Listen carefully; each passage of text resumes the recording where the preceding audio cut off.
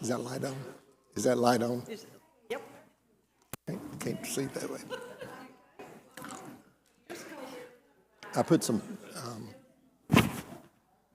Christmas wrapping paper in the room. Great. There's 2 rolls of it.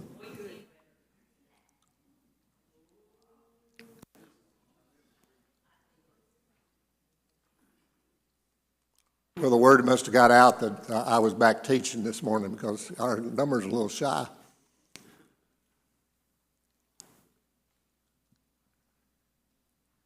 Teddy's agreed to lead our prayer this morning. The ones that I have that we need to pray for, Madison Scott, of course, is in the hospital with high blood pressure and affecting her pregnancy.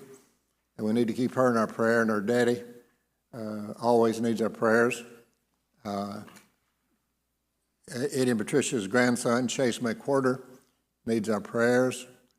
Joyce Shelby has another spot on her leg. We need to keep her in our prayers. And who else is in need of our prayers? Gail Vaughn. Gail's not doing too well.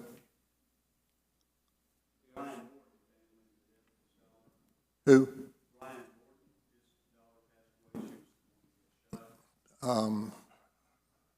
She was a Barnes, wasn't she? Yeah. Yes, ma'am. Okay, George is better, but he's still not able to get out.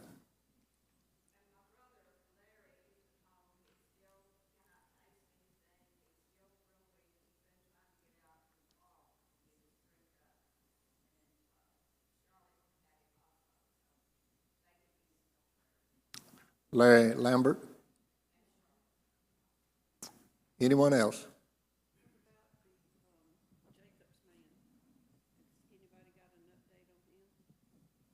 What Jacobs?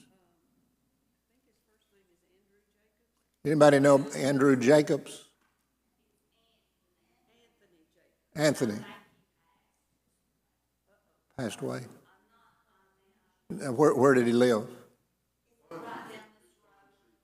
Oh. Got to give the right name. I did not know the guy at all. The name meant nothing to me.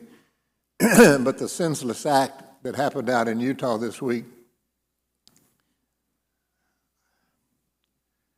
can we not talk to one another anymore without somebody shooting us?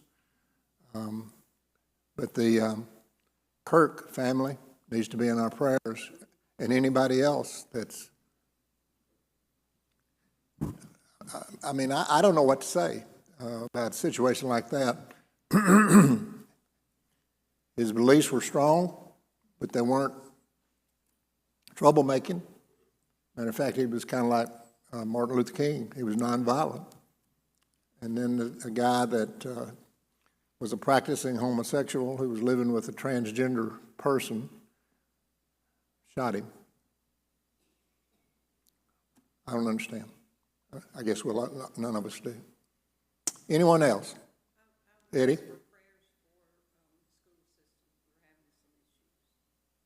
School system? Patricia would like for it to be prayed for. Eddie?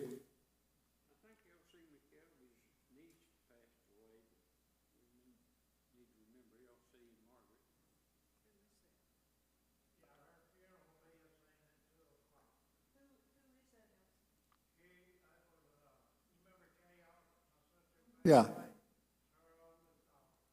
Well, remember Elsie's niece. She would be your niece, wouldn't she? Anyone else? Teddy?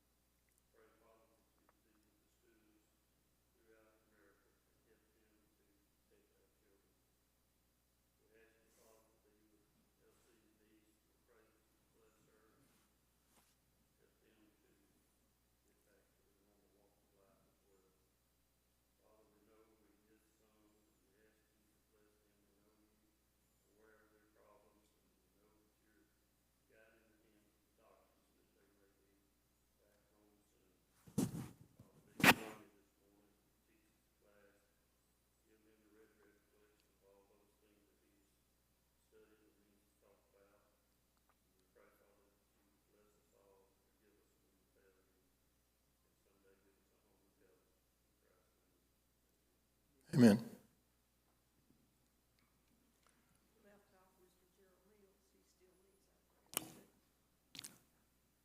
I failed to mention that Gerald Mills is home and is still needing our prayers as well.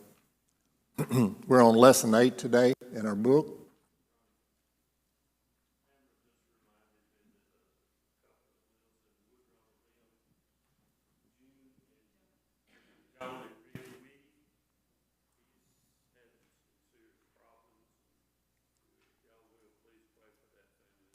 The name again? Reed.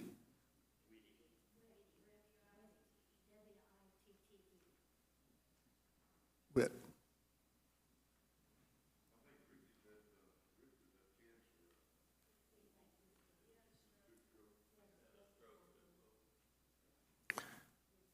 Night in our book.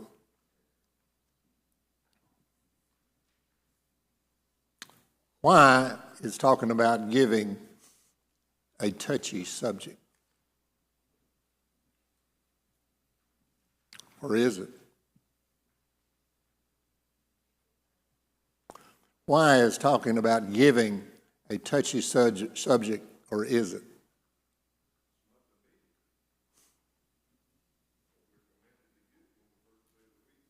Okay.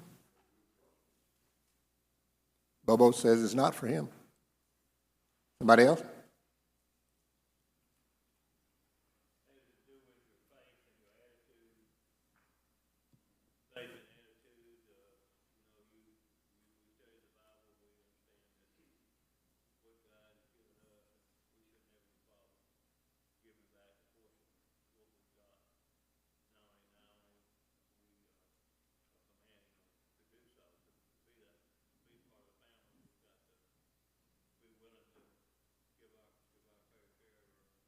Dick says it shouldn't be.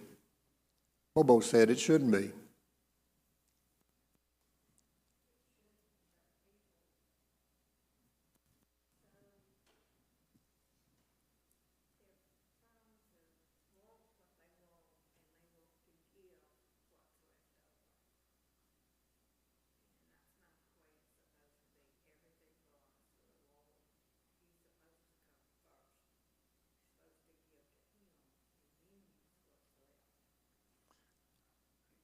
Ann said it's somewhat touchy because most people get what they want, and if there's anything left over, they give it to God.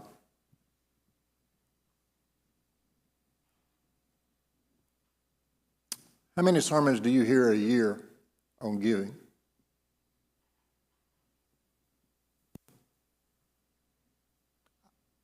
I don't know the exact number at Middleton, but I'm gonna guess that it's not more than one. And maybe we don't need any more than one. But giving is somewhat a touchy subject because what Jack gives is not probably what Brian gives or what Eddie gives. Everybody gives their own amount.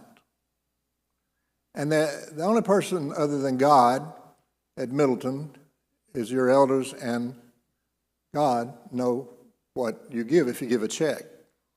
If you give dollars, then we have no idea. Do we talk about it? I have never, ever, and neither has Teddy or Gary, mentioned to me when they collect the money and total it, talked about, well, Ann gave X dollars. That's more than I thought she'd give. We've never had that kind of discussion, and I hope and pray that we never will. That's between you and God. We just happen to be the ones counting it.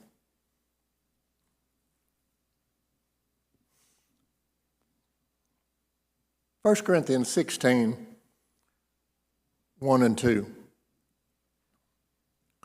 Now about the collection for the Lord's people, do what I told the Galatian church to do. This is the command that was given to the Galatian church about giving. On the first day of every week, each one of you should set aside a sum of money in keeping with your income, saving it up so that when I come to no collection will be made at that time.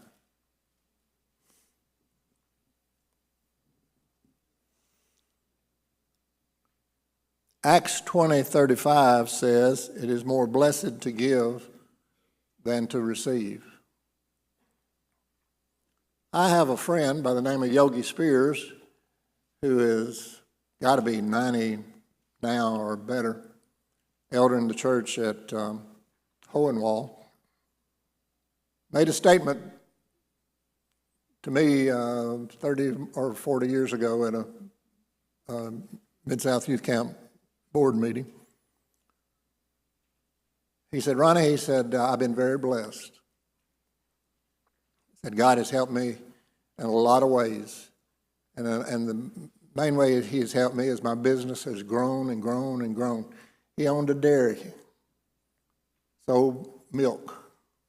If you're from Middle Tennessee, you have heard of it, called Mayfield Milk.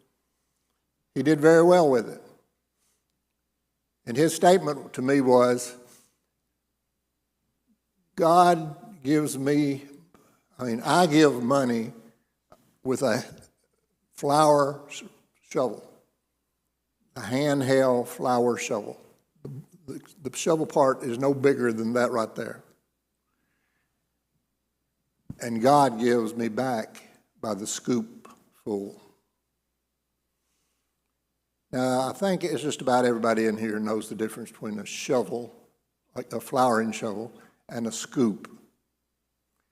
What was his point? You cannot do it. You cannot outgive him. So whatever you determine to give, I hope it's the best you can do. But it still doesn't hold a light to what God gives us. You think about it. God gave us the air to breathe. I certainly am not short of food. You can tell that. He gave us good jobs. He gave us a good system to live by when we're not working. I mean, we could just go on and on and on and tell what God has given us. But some people are reluctant to give back to him. I'm going to guess that some people in this room right now, and this is not to browbeat you, that's not my intention, it's just to make a point. What they gave 20 years ago is the same they're giving today. Now, what is inherently wrong with that? That you're giving the same amount today that you gave 20 years ago?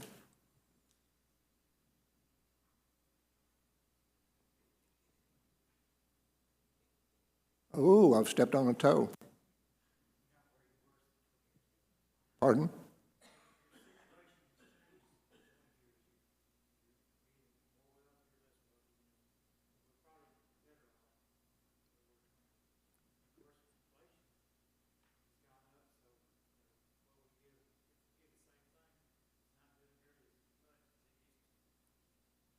Jack says that because of inflation and the times, we're probably better off today than we were 20 years ago. But I didn't say more. Did Eddie? Did I say more? But the fact that we give the same could be better for God because we are making less today than we were before 20 years ago. If that be the case, then it's kind of like the widow. Everybody else was giving out of their wealth, and she was giving out of her from her heart. But on the plus side, are we giving what we're supposed to God? Now, what is the amount that we're supposed to? Pardon? Oh, yeah. We to give as we have prospered.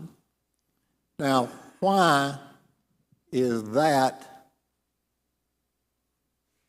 Let me back up. You're sitting in a restaurant. The bill comes and it's $20. Must have been somebody eating by themselves, right? And then the waitress comes and gives you the bill. How quickly can you come up with what the tip should be if you should have tipped her, or him or her? How quickly can you come up with it? Pardon? Normally the standard is 10%. So the tip would be $2. $2. Came up with it pretty quick. From Grand Junction, that's pretty good.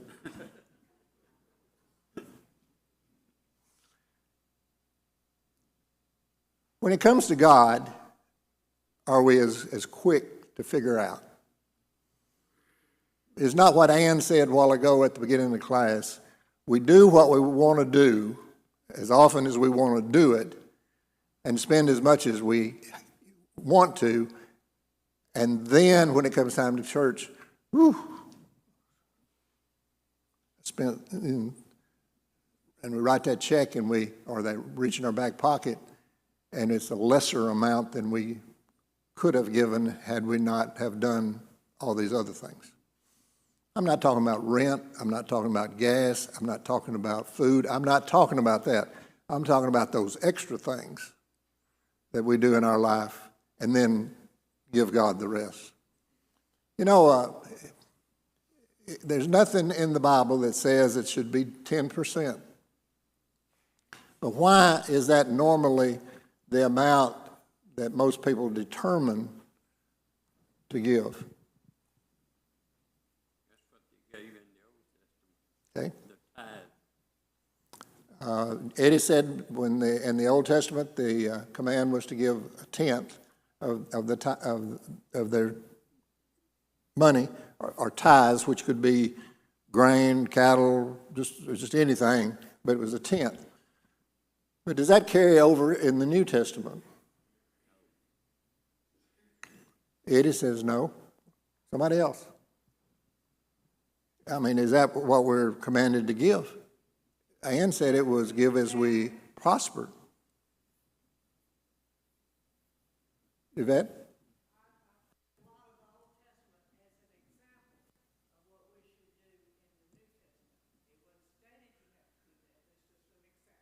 I agree. It is a good example. But is that all we're supposed to give? Just a tenth or up to a tenth?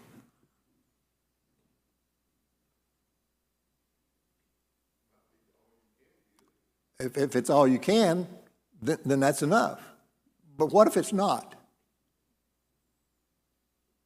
What if we deliberately give ourselves and others and enjoy the money we have more than we love God?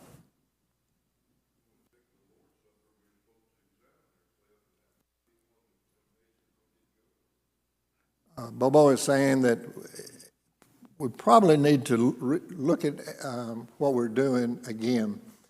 The author of our book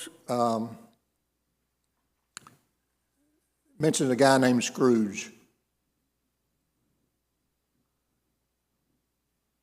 What is Scrooge known for? Betsy, what's Scrooge known for? He didn't have to. Boy, he really made a big deal out of it until he saw a good Christmas, and then he kind of changed his mind. But when you think of Scrooge, what kind of fellow do you think about? Miser. A miser? Gracie? A what? Selfish person? Janita?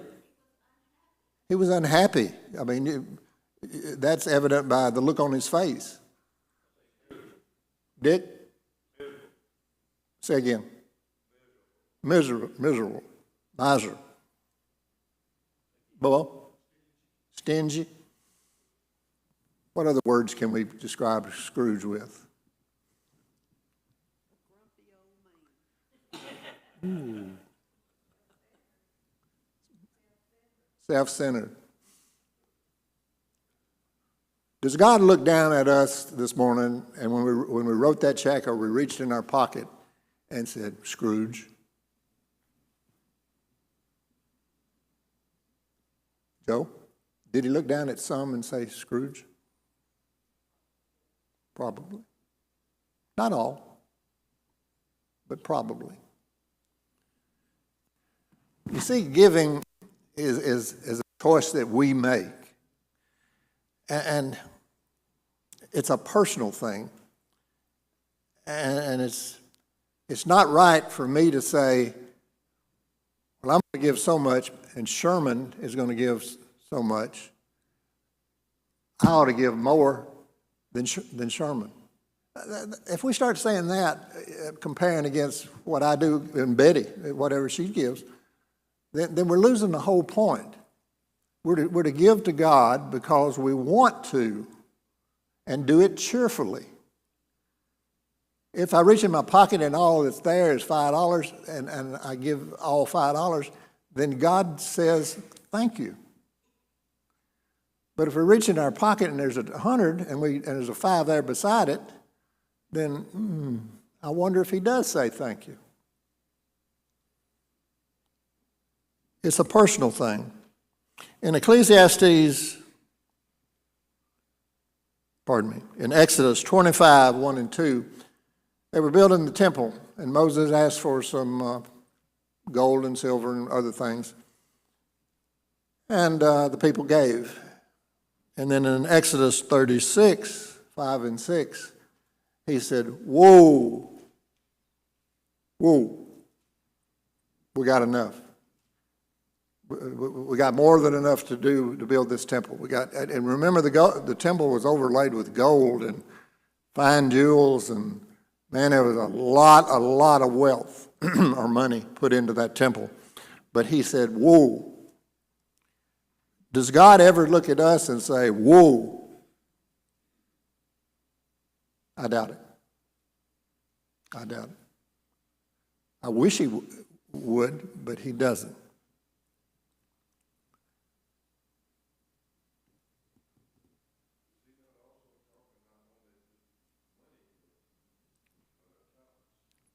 Other things as well.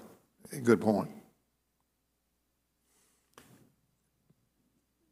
The author of the book, as I've told you, he kind of approaches things different than most people do.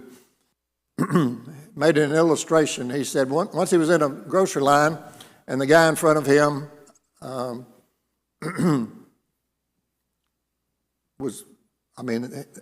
was doing his thing with the grocery. And the lady behind says, you're either a preacher or a mortician. Now, why would she say that? What do you think about when you think about a mortician? Pardon? That was not what I was thinking, but yes, you're right. They're dressed up, generally have a coat and tie on. But, pardon? Just keep your thoughts to yourself. I agree with everything you said.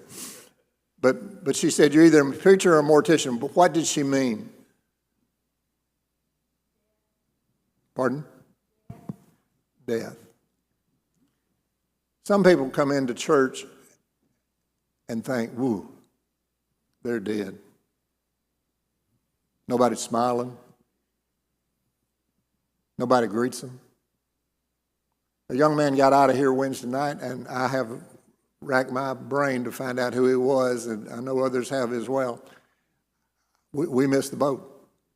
I don't think a soul talked to him. I don't think. I did. Did you? Great. But he was a rare bird, and we should have greeted him warmly. I thought he was the preacher's son and was going to get him when I talked to Randy or Chad, but he wasn't. But the lady in the grocery store says, you're either a preacher or a mortician. Morticians always, don't tell Jeff Shackelford I said this, but have a pretty bland, sour look on their face, because it's how do you perform a funeral and laugh? I hope people do when you come to mind, because I've said I want it to be a bit like Bill White's dad. I was the best one I ever been to. There were people telling jokes about him and about other things, and he had a good life, and they made the most of it. I didn't see an eye cry, and everybody was laughing when they went out the door. That's the way I want mine to be. I ain't got a thing in the world to do with it, because I'll be laying in the casket. So I've been saying it regularly. So if you come, which I'm sure is going to be a big if, but then be happy. Sometimes people look at preachers and look at us, since we're all supposed to be sharers of God's word, as unhappy. I made the statement after first or second Legislative Leaders Convention I went to.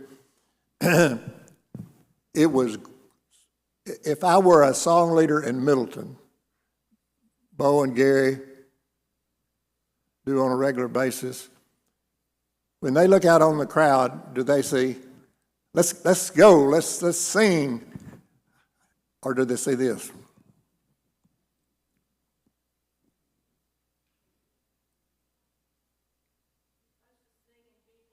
Yeah, but what do they see? Bo, I know you'll give me an honest answer. Gary?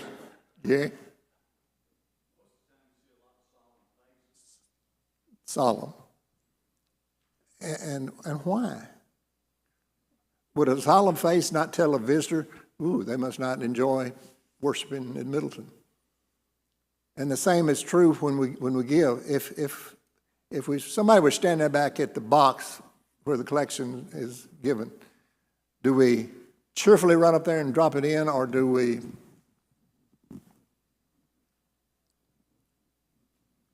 turn and walk away? I'm not trying to beat us down. I'm just want us to think. Which one do we do? Would a person who was visiting here see us and say, they cheerfully gave? I don't know how much they gave, don't want to know. But they cheerfully did it. That should be the attitude that we all have when we think about what we're, and then when we make the deposit in the box. Cheerfully. Let others know that I gave because I wanted to, that I gave after giving it some thought, and I gave an amount that I can handle, and the expression that give until it hurts, I don't think God meant that to be. If that was the case, why would he say that God loves a cheerful giver, not a hurtful giver? In 2 Corinthians 8, 1 through 5, Paul told the Macedonians to gather monies to take back to Jerusalem, because that's where the church began in that area, and money, and bring it down to them to use.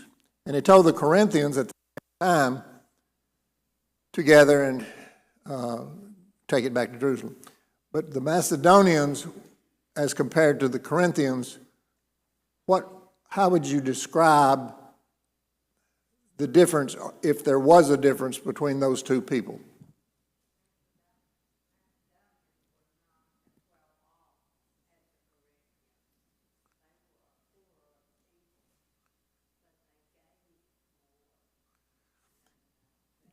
Ann's exactly right. The Macedonians were a poorer people than the Corinthians. The Macedonians gave their collection very quickly, evidently, from the reading of the Scriptures. And the whole time that the Macedonians were giving, what were the Corinthians doing?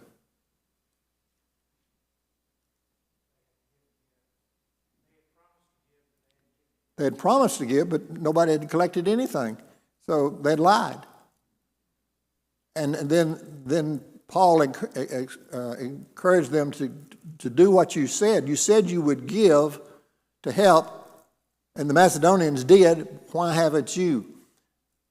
And then he gave us an illustration that if the Macedonians come down to where the Corinthians were worshiping, they would say, boy, you live in good houses. Boy, you got good food. Boy, you've got wealth. You've got education. Wow. And you hadn't got the money for God yet? We have. The widow's two mites rings in everybody who teaches giving mind. What was it about her giving that was so meaningful? She gave what she had. And what did the people who gave in front of her give?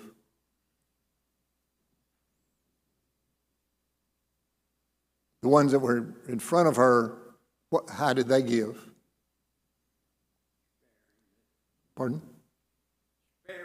Sparingly.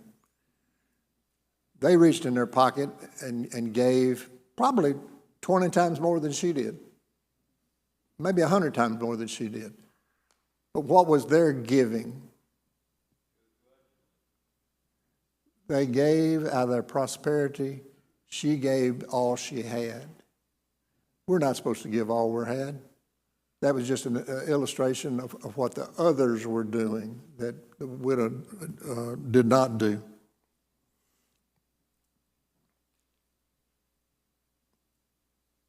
God does not expect us to give more than we can handle. If he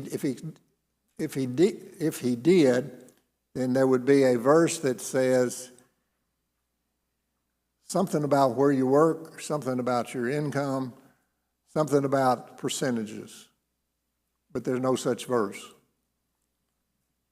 Illustration, as Yvette said in the Old Testament, of what the children of Israel did. But God said, be cheerful. What does a cheerful giver? Brian, you got an idea? Brian says being cheerful is whatever's in your heart. Joe, you got an idea?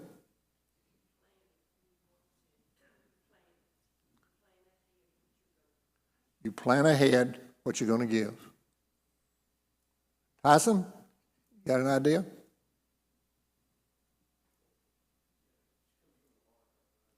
Melinda?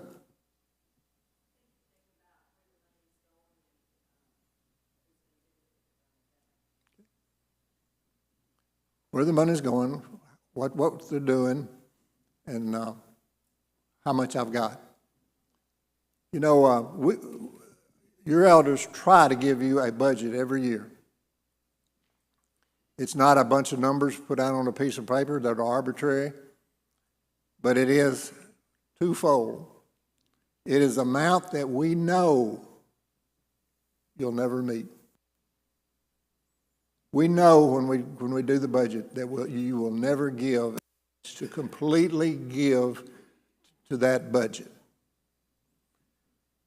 Why do we do that? Why do we make a budget knowing that we'll never meet it? I'm sorry?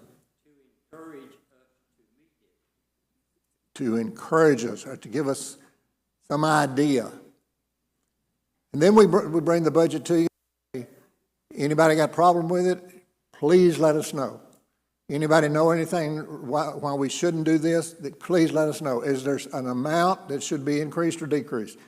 We really want to know those things. We give you a budget as a challenge, knowing we're never going to meet it, but as a challenge. Let's try. Let's try to give this much. Let's try to do that. And in so doing, We, for the last few years, have met our budget, and we're close this year. I always let Ted and Gary know kind of where we are on our on the Lord's bank account, but then do it out as we can. This year we've had to slow down a little bit, but I believe that we'll make it. I had to drop one or two things. A couple of things didn't happen that we anticipated happening. That helped. But I believe we'll make it. Stewardship is what? What is stewardship?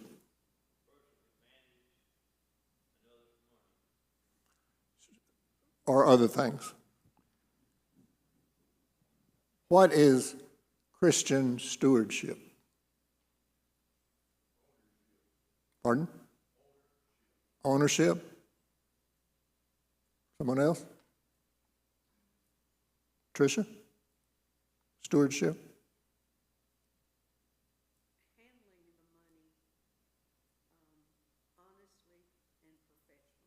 Handling it honestly and professionally. We're to be good stewards of what God gets, of the income that we get. We're to be good stewards. Then the elders are to be good stewards of the money you give to God. If we're not good stewards, what happens to us at home? We can do things and suddenly we realize, I can't pay the rent. I can't make the mortgage. I can't buy gas. We have to be good stewards of everything, of the food that we have in the pantry at home, of the what's in the refrigerator. Sarge and I joke all the time, are you cooking tonight or are we just eating out of the refrigerator? That means is she cooking or am I eating leftovers again?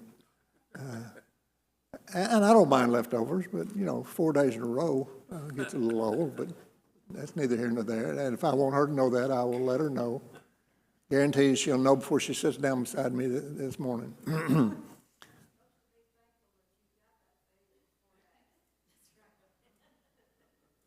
I should count my blessings, shouldn't I?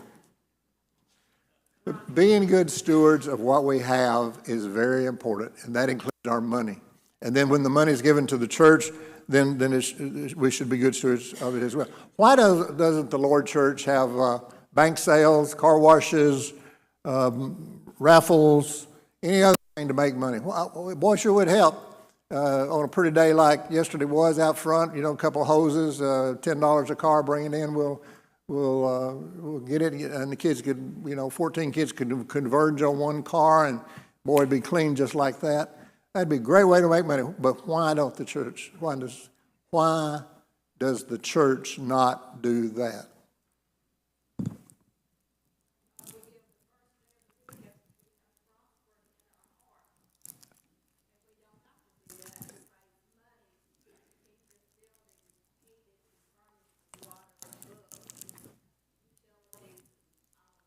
Your answer makes a teacher happy.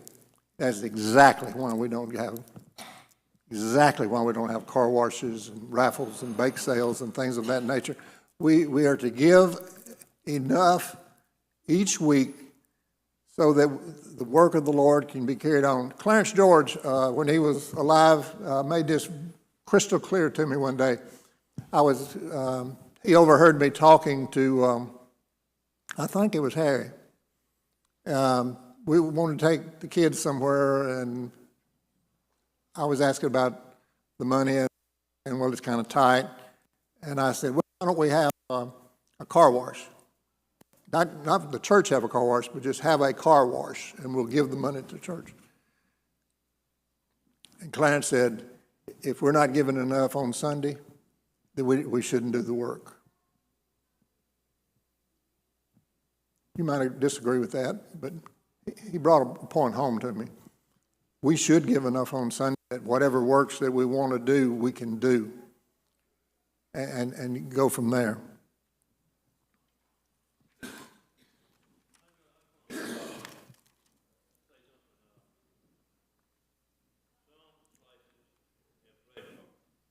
Of what? Yeah.